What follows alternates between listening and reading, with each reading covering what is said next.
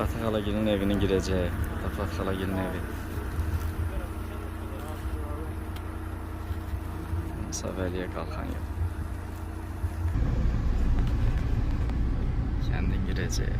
Kendin gireceğiydi oraya. He, bak o birinci, bak oradan düşür Xanlar küçəsində. Bak oradan gedir o değil, bak o traktör işləyir indi, bak o değil orada. Bak o deyəsə Sabir Dağgilin evi də axırdakı oydu. Hə, oxşuyur hə. Hə. Oydu. Çayın qırağı. Hə. Burada Kərəm müəllimgilin evidir.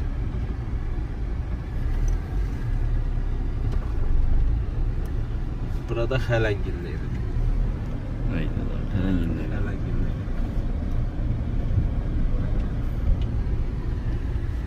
Hə, bax bu kəhriz bu deyib, bax buradaydı. Hə, bax bu deyib, bax bura kəhriz. Bax kəhrizə düşən yol, bax bu deyib burada. Bax, bax, bax. Hə, bir yollara düşür. Hə.